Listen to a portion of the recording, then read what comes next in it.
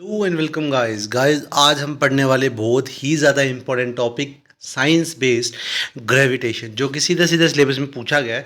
तो इस टॉपिक में मैंने पूरे का पूरा कंसेप्ट मेंशन किया है। ठीक है, सारा का सारा कंसेप्ट आपको इसी वीडियो में मिल जाने वाला है इस टॉपिक के ऊपर। तो वीडियो के अंत तक बने रहिएगा। अगर चैनल पे नए सब्सक्राइब करिए, शेयर करिए ताकि और ज़्यादा अच्छा कंटेंट आपको ऐसे ही मिलता रहे।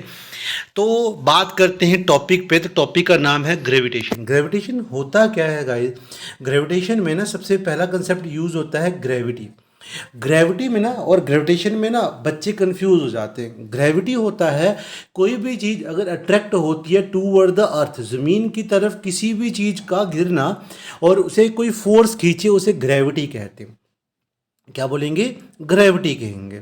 ठीक है, और मगर ग्रेविटेशन क्या होगा? दो हेवनली बॉडीज के बीच में फोर्स ऑफ अट्रैक्शन, जैसे सन हो गया और अर्थ हो गया, इनके बीच में फोर्स ऑफ अट्रैक्शन को ग्रेविटेशन कहेंगे। और अगर कोई भी ऑब्जेक्ट गिर रहा है टूवर्ड द अर्थ, उसे क्या बोलोगे? ग्रेविटी कहेंगे। आई होप समझ आ गया होगा। तो क्या है? Force of attraction of any object toward the earth is called gravity and force of attraction between two heavenly bodies called gravitation. जैसे अर्थ और सन के बीच में हो गया, अर्थ और मून के बीच में हो गया, वो ग्रेविटेशन होगा। ठीक है, याद रखिएगा। अगला टॉपिक है आपके पास universal law of gravitation. Universal law of gravitation कहता है कि मान लो मेरे पास दो मासेस थे, एक मास था m1, दूसरा मास था m2 और दोनों को सेपरेट किया मैंने डिस्टेंस d से। तो लॉ कहता है कि इट्स स्टेट दैट कि force is directly proportional to product of masses. याद रखना, इसको बोलते हैं फोर्स, इसको बोलते हैं डायरेक्टली प्रोपोर्शनल। और हमने मासेस की प्रोडक्ट कर ली। कैसे पढ़ेंगे? Force is directly proportional to the product of masses. And also कहता है कि फोर्स जो है वो इन्वर्सली डिपेंड करता है किसके? डिस्टेंस के स्केयर के। ठीक है, ये दोनों कंडीशन को जोड़ लेंगे तो बनेगा force is directly proportional to product of masses and inversely proportional to square of the distance between them. बड़ा ईजी टॉपिक है, फिर से रिपीट कर रहा हूं। देखो इंग्लिश में यही लिखा है, ये दो लाइंस को लिखा होगा। State that the force is directly proportional to the product of masses and inversely proportional to the square of the distance between them. Clear है? मतलब अगर सीधा होगा ना तो डायरेक्टली कहेंगे, और अपॉन में होगी वैल्यू तो इन्वर्सली पढ़ेंगे इस साइन को, इन दोनों साइंस को। ठीक है, और बात यहाँ पर क्या होती है, डायरेक्टली प्रोपोर्शनल को क्या कहते हैं, उसको भी बोलते हैं। उसका मतलब क्या होता है वो बताता हूँ मैं। अगर यहाँ पर मासेस की प्रोडक्ट बढ़ेगी तो फोर्स भी क्या होनी चाहिए? बढ़ेगी। इन्वर्सली में क्या होता है कि अगर डिस्टेंस घटेगा तो फोर्स बढ़ेगी, अगर डिस्टेंस बढ़ेगा तो फोर्स घटेगी। इन्वर्स में ये होता है। ठीक है, दोनों में ये फर्क है। तो कह रहा है कि फोर्स डायरेक्टली डिपेंड करती है मासेस के प्रोडक्ट के ऊपर एंड फोर्स इन्वर्सली डिपेंड करती है डिस्टेंस के स्केयर के ऊपर। ठीक है, दोनों को कंबाइन किया और जब भी डायरेक्टली प्रोपोर्शनल को हटाया जाए, इस साइन को हटाया जाए, इक्वल टू और कांस्टेंट लगाया जाता है। और कांस्टेंट यहाँ पर जी है। कौन सा कांस्टेंट है? जी इज कॉल्ड ग्रेविटेशनल कांस्टेंट कहेंगे। और एक और बात, ग्रेविटी की वैल्यू कितनी होती है? डेट इज 9.8 मीटर पर सेकंड स्क्वायर आएगा, बिकॉज ग्रेविटी हम उसको एक्सेलरेशन भी कहते हैं। ठीक है, आप बात आती थी इसी लेसन में, कुछ टॉपिक्स थे डेट इज केपलर लॉ, और केपलर फर्स्ट लॉ को लॉ ऑफ ऑर्बिट भी कहते हैं। और ये बचपन से पढ़ते आ रहे हो आप सारे कि हर एक प्लैनेट किसके आगे पीछे घूमता है? सन में, और सन एक फोकस में रहता है, उसे ही कहते हैं Kepler first law. Every planets revolve around the sun in an elliptical orbit, but sun कहाँ रहता है? एक फोकस में। सन चेंज नहीं करता अपनी जगह, चेंज कौन करता है? प्लैनेट करता है, उसके इर्द गिर्द घूमने का काम करते हैं। क्लियर? केपलर सेकंड लॉ क्या है? केपलर सेकंड लॉ कहता है, इसे लॉ ऑफ एरिया भी कहता है कि every planet swept equal area in equal interval of time. याद रखिएगा, हर प्लैनेट इक्वल एरिया तय करता है इक्वल इंटरवल ऑफ टाइम पे, मगर इसकी एरियल वेलोसिटी जो होती है वो क्या होती है? कांस्टेंट। इस पे क्वेश्चन पूछा गया था। ठीक है, कि इसकी वेलोसिटी कांस्टेंट होती है या एरियल वेलोसिटी कांस्टेंट होती है? वेलोसिटी नहीं होगी, याद रखिएगा, एरियल वेलोसिटी जो होगी वो कांस्टेंट होगी। तो areal velocity del A by del T वो किसके बराबर होगी? किसी भी कांस्टेंट चीज के बराबर होगी। याद रखिएगा। चलिए चलते हैं नेक्स्ट कंसेप्ट के ऊपर। अगला कंसेप्ट था मेरे पास Kepler third law. Kepler third law कहता है कि इससे that the time period square of time period directly depend करेगा cube of semi major axis. T time period हुआ, आर क्या हुआ, सेमी मेजर एक्सिस। तो मैंने क्या बोला, scale of time period directly depend करता है cube of semi major axis के ऊपर। This is the Kepler third law. अगला टॉपिक था एक्सेलरेशन ड्यू टू ग्रेविटी। जब भी कोई ऑब्जेक्ट ऊपर से नीचे गिरता है, जब भी कोई ऑब्जेक्ट ऊपर से कहाँ गिरता है, नीचे, ठीक है, तो गिरते वक्त वो अटेन करता है एक्सेलरेशन। किसकी वजह से, ग्रेविटी की वजह से। अब कोई भी ऑब्जेक्ट ऊपर से नीचे गिर रहा है तो ग्रेविटी खींचेगी, खींचते वक्त जो ऊपर से स्पीड में नीचे आता है तो क्या होता है, एक्सेलरेशन अटेन करता है। उससे क्या बोलोगे, एक्सेलरेशन ड्यू टू ग्रेविटी कहेंगे, याद रखना। अगला इंपॉर्टेंट टॉपिक था रिलेशन बिटवीन जी एंड जी, ठीक है। जी एंड जी दोनों के बीच में रिलेशन का फॉर्मूला क्या आता है, that is G equal to G M upon R का स्केयर। याद रखिएगा, ये फॉर्मूला भी पूछ सकता है। आगे कुछ नोट्स थे, याद रखिएगा। The closest distance between sun and the planet, जब जमीन और सूरज एक दूसरे के पास में होंगे उसे पेरीहेलन कहते हैं। क्या बोलते हैं, पेरीहेलन। और जब जमीन और सूरज एक दूसरे से दूर होंगे उसे एपीहेलन कहते हैं। क्या बोलते हैं, एपीहेलन। अच्छा, ये एपीहेलन और पेरीहेलन की एक डेट भी थी, वो भी बता देता हूँ। पेरीहेलन क्या हुआ, जब दोनों एक दूसरे के पास होंगे तब 3 जैन होता है, नेट पे सर्च कर सकते हैं। और जब ये एक दूसरे से बिल्कुल दूर होते हैं वो होता है 4 जुलाई की डेट, जब एक दूसरे से दूर होते हैं, जिसे एपीहेलन कहते हैं, ठीक है, याद रखिएगा। इस तरह से ज़मीन और सैटेलाइट की बात करें, वो भी एक दूसरे के पास और दूर हो सकती हैं, ठीक है, क्योंकि उसके आगे पीछे सैटेलाइट घूमती हैं, प्लैनेट के आगे पीछे, अर्थ के आगे पीछे। The closest distance between the planet and satellite को पेरिगी कहते हैं और ग्रेटेस्ट डिस्टेंस को एपोगी कहते हैं, याद रखिएगा। आगे, मास ऑफ अर्थ कितना होता है, 6.01 इंटू 10 की पावर 24 kg, ठीक है, ये इसका मास है। इस तरह की फॉर्म को साइंटिफिक फॉर्म बोलते हैं, जो हमें किसी भी बड़ी सी बड़ी रकम को ईजिली याद रखने में और लिखने में भी क्या होती है, आसानी आती है। आगे आ जाएगा डेंसिटी ऑफ अर्थ। अर्थ की डेंसिटी 5.5 10 की पावर 3 kg पर मीटर क्यूब आती है, याद रखिएगा। आगे है effect of acceleration due to gravity, ठीक है। एक्सेलरेशन पे क्या क्या इफेक्ट पड़ेगा ग्रेविटी के ऊपर, जब आप अल्टीट्यूड पे जाओगे, हाइट पे जाओगे, डेप्थ पे जाओगे, ये शेप की वजह से क्या इफेक्ट पड़ता है, आगे हमने वो पढ़ना है। कह रहा है फॉर्मूला है इसका, इफेक्ट ऑफ अल्टीट्यूड, मतलब एक्सेलरेशन पे क्या इफेक्ट पड़ेगा जब आप हाइट पे जाओगे। तो फॉर्मूला आपके पास G dash equal to G 1 - 2h upon R. H height है, आर रेडियस है या डिस्टेंस कह सकते हो, जी डैश मेरे पास आल्टीट्यूड की ग्रेविटी होगी, मतलब जब आप आल्टीट्यूड पे गए तब आपकी ग्रेविटी जी डैश होगी, और जब आप ज़मीन के सरफेस के ऊपर थे तब आपकी ग्रेविटी कितनी होगी, जी, ठीक है, ये वाली वैल्यू थी। अब होगा क्या और क्या इंपॉर्टेंट था वो मैंने ये लिखा है। कह रहा है we know that the value of acceleration due to gravity decrease with the height. जैसे जैसे आप हाइट में जाओगे तो एक्सेलरेशन की वैल्यू डिक्रीज होगी, ना कि इंक्रीज। याद रखिएगा, अगर आप हाइट में जा रहे हो, जितना हाइट पे जाओगे ग्रेविटी की वैल्यू उतनी क्या होती जाएगी, कम होती जाएगी। इसका मतलब प्लेन में ग्रेविटी क्या होगी, ज़्यादा होगी, और हिल में जो ग्रेविटी होगी वो क्या होगी, लेस होगी। आई होप समझ आया होगा। चलिए नेक्स्ट टॉपिक पे, इफेक्ट ऑफ डेप्थ। अगर आप ज़मीन के अंदर जाओगे, डेप्थ में जाओगे, तब ग्रेविटी पे क्या इफेक्ट पड़ेगा। तो फॉर्मूला है G dash equal to G 1 - d upon R. G dash gravity on depth है, G gravity on the surface of earth है, 1 - d। d हमारे पास क्या होता है, डेप्थ, और r क्या होता है, डिस्टेंस, मतलब सरफेस से जितनी डेप्थ में जा रहे हो उस डिस्टेंस को r कह लिया।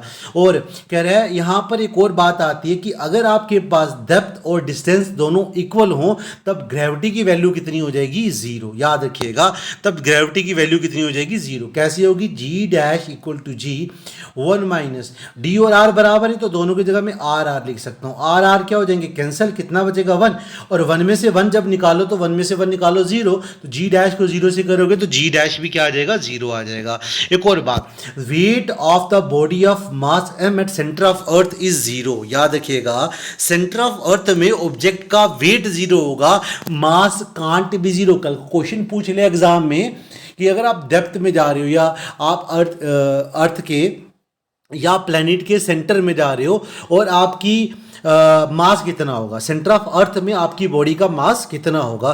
तो सेंटर ऑफ बॉडी पे मास जो है वो हमेशा क्या रहेगा, कांस्टेंट रहेगा, जितना था मास उतना ही रहेगा। मान लिया कि कोई ऑब्जेक्ट 10 केजी था तो सेंटर ऑफ अर्थ में उसका मास 10 केजी ही रहेगा, बट जो वेट है अगर उसका वेट क्या हो जाएगा, वेट शुड बी 0 हो जाएगा। याद रखिएगा। आगे शेप ऑफ अर्थ पे क्या होता है, effect of shape of earth. अगर आप अर्थ की शेप के हिसाब से देखोगे तो क्या क्या इफेक्ट क्रिएट होते हैं ग्रेविटी के ऊपर, ठीक है। पोल पे कैसी ग्रेविटी होगी, इक्वेटर पे ग्रेविटी कितनी होगी वो बताना है यहाँ पर, ठीक है। अर्थ की शेप जो होती है ना वो जियोइड मान जाती है, अर्थ की शेप जियोइड होती है। जियोइड मतलब जो नॉर्थ पोल से और साउथ पोल से फ्लैट है और बाहर वाली साइड मुड़ी होगी इन साइडों पे, ठीक है। मतलब ईस्ट और वेस्ट से बल्गिंग आउटवर्ड होगी, बाहर की तरफ मुड़ी हुई, और नॉर्थ पोल और साउथ पोल में फ्लैट होती है। एक और बात, यहाँ का डिस्टेंस 21 किलोमीटर ज़्यादा और इधर वाला डिस्टेंस भी 21 किलोमीटर ज़्यादा होगा। ऊपर का डिस्टेंस 21 किलोमीटर कम और नीचे का डिस्टेंस 21 किलोमीटर ज़्यादा कम होगा, सॉरी। पोल की तरफ 21 किलोमीटर लंबाई कम होती है और चौड़ाई 21 किलोमीटर दोनों तरफ, ईस्ट और वेस्ट की तरफ इक्वेटर से क्या होगी, ज़्यादा होगी। याद रखिएगा। तभी अर्थ बल्गिंग बाहर की तरफ हुई होती है ईस्ट और वेस्ट से। नॉर्थ और साउथ में क्या होती है, वो फ्लैट होती है। आगे कंसेप्ट क्या था यहाँ पर, कह रहे वैल्यू ऑफ जी की अगर बात करें is least at equator. Gravity की वैल्यू इक्वेटर पर कम होगी और मैक्सिमम होगी पोल पर। पोल समझे ना, नॉर्थ पोल और साउथ पोल। नॉर्थ पोल पे जी जो होगा वो मैक्सिमम होगा, याद रखना। इक्वेटर पे जाओगे ना, इक्वेटर पे इस जगह पर, वहां पर ग्रेविटी की वैल्यू क्या होगी, कम होगी। और पोल पे ग्रेविटी की वैल्यू क्या होगी, नॉर्थ और साउथ पोल पे ग्रेविटी की वैल्यू क्या होगी, ज़्यादा होगी। याद रखिएगा। इसका मतलब ये हुआ कि वैल्यू ऑफ जी इंक्रीज करेगी when we go equator to pole. अगर आप इक्वेटर से, ये आई ना अर्थ, ये इक्वेटर आया, इक्वेटर से पोल की तरफ जाओगे या इक्वेटर से पोल की तरफ जाओगे, ऊपर वाले पोल या नीचे वाले पोल की तरफ, तो वैल्यू ऑफ ग्रेविटी बढ़ती जाएगी। अगर पोल से इक्वेटर की तरफ आओगे ग्रेविटी की वैल्यू घटती जाएगी। याद रखिएगा। आगे चलिए, ग्रेविटेशनल फील्ड क्या होती है। ग्रेविटेशनल फील्ड क्या होगी, a space around a body within which its gravitational force of attraction can be measured, ठीक है, जिसमें हम ग्रेविटेशनल फील्ड को मेयर कर सकें या ग्रेविटी की वैल्यू को मेयर कर सकें। उस जगह को, उस फील्ड को, उस जगह को ग्रेविटेशनल फील्ड कहते हैं, ठीक है। याद रखिएगा। वो एरिया, वो जगह जहाँ पर ग्रेविटी की वैल्यू को मेयर किया जा सकता हो, जहाँ तक ग्रेविटी एक्ट करती हो, जहाँ से ग्रेविटी किसी चीज़ को खींचना शुरू करती हो, उसे ग्रेविटेशनल फील्ड कह सकते हैं। बड़े नाम आ सकते हैं, बड़ी डेफिनेशन आ सकती हैं, याद रखिएगा, ठीक है। चलिए, कह रहे हैं आगे एस्केप वेलोसिटी क्या होती है। एस्केप वेलोसिटी स्टूडेंट, ये वो मिनिमम वेलोसिटी है जिसकी मदद से आप क्या करोगे, जो सैटेलाइट है उसे वर्टिकली अपवर्ड छोड़ोगे, ज़मीन से ऊपर, सरफेस ऑफ द अर्थ से कहाँ छोड़ोगे, ऊपर की तरफ, ताकि वो उसके ऑर्बिट तक पहुँच पाए, ठीक है, ऑर्बिट के पास तक पहुँचाने की वेलोसिटी, या उसकी ग्रेविटेशनल फील्ड से। मान लो ये ज़मीन का सरफेस था, यहाँ से कोई भी चीज़ ऊपर जाएगी तो ग्रेविटी कहाँ खींचेगी, उसको नीचे की तरफ खींचेगी ना। तो वो ऐसी वेलोसिटी होगी, एस्केप वेलोसिटी, जो ग्रेविटी को निगलेक्ट करके सीधा अर्थ के ऊपर तक ऑब्जेक्ट को ले जाने में मदद करेगी, अर्थ की ग्रेविटेशनल फील्ड से बाहर ले जाने में मदद करेगी। मान लो यहाँ तक अर्थ की ग्रेविटेशनल फील्ड थी, ठीक है, डायग्राम सिंपल से बनाता हूँ। ये मान लिया मेरे पास ये एक एरिया है, इस एरिया में जो अर्थ है वो ऑब्जेक्ट को खींचती है, तो हम वो ऐसी फोर्स लगाएंगे जो इस ऑब्जेक्ट को यहाँ सरफेस अर्थ से कहाँ ले जाएगी, बाहर, ग्रेविटी के इफेक्ट से बाहर ले जाए, उसे एस्केप वेलोसिटी कहेंगे, ठीक है, याद रखिएगा। और एस्केप वेलोसिटी 11.2 किलोमीटर पर सेकंड होती है। ये भी एक इंपॉर्टेंट टॉपिक था। अगला टॉपिक आपके पास है ऑर्बिटल वेलोसिटी। अब मान लो कि हमने अर्थ के ग्रेविटेशनल फील्ड से ऑब्जेक्ट को एस्केप वेलोसिटी दी और वो एस्केप हो गया, यहाँ से निकल गया, बाहर चला गया और यहाँ पहुँच गया, अर्थ की ग्रेविटी के इफेक्ट से बाहर हो गया। अब उसको ग्रेविटी खींचेगी नहीं अंदर की तरफ, वो बाहर हो गया। अब वो वेलोसिटी जो यहाँ से इसको अर्थ के ऑर्बिट में ले जाएगा, वो ऑर्बिट जहाँ सैटेलाइट रिवॉल्व करना शुरू कर लेती हैं, कहाँ पर, अर्थ के आगे पीछे, उस जगह पे ले जाने के लिए जो वेलोसिटी का इस्तेमाल करेंगे उसे ऑर्बिटल वेलोसिटी कहेंगे वो होती है 7.92 किलोमीटर पर सेकंड। नीचे लिखिए 7.92 किलोमीटर पर सेकंड, याद रखिएगा। वो ऑर्बिटल वेलोसिटी, वो वेलोसिटी जो अर्थ या सैटेलाइट को ऑर्बिट तक लेके जाए, स्टेशनरी ऑर्बिट तक लेके जाए, जिसकी वजह से उसकी आगे पीछे घूमना शुरू कर लेगी वो, और वापस कभी भी नहीं आएगी। वहाँ तक ले जाने के लिए ऑर्बिटल वेलोसिटी का इस्तेमाल किया जाता, अर्थ की ऑर्बिट में पहुंचाने के लिए। आगे है एक और important topic, that is Jio stationery satellite. Jio stationery satellite वो सैटेलाइट होती हैं जो अर्थ की आगे पीछे रिवॉल्व करती हैं। ये अर्थ आई, इसकी आगे पीछे मून तो रिवॉल्व करता था ऑर्बिट में, वैसे ही उसी ऑर्बिट में क्या रिवॉल्व करती हैं, सैटेलाइट रिवॉल्व करती हैं। ठीक है, जैसे हम रात को कभी आसमान में देखते हैं ना, स्टार्स मूव कर रहे होते हैं, वो सैटेलाइट्स होती हैं, वो सैटेलाइट मूव करती हैं आगे पीछे, ठीक है, अर्थ के। And with the same angular speed, उनकी एंगुलर स्पीड क्या रहती है, same in the direction same as it's done by the अर्थ।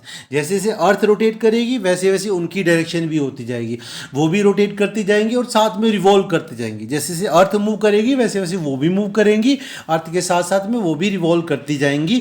इस तरह से वो काम करती हैं। इनका नाम पड़ता है जियो स्टेशनरी सैटेलाइट। जियो मतलब अर्थ, ठीक है, स्टेशनरी मतलब एक जगह पे रुकी हुई, अर्थ की ऑर्बिट में रुकेगी, अर्थ मूव करेगा तो ऑर्बिट भी मूव करेगा, ऑर्बिट के साथ साथ में सैटेलाइट भी मूव करेंगी। इसे जियो सिंक्रोनाइज भी कहते हैं, ठीक है, जियो सिंक्रोनाइज सैटेलाइट भी कहते हैं।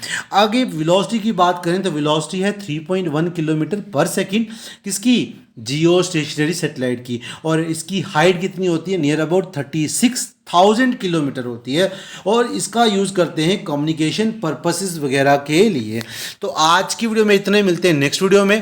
Thank you for watching this video.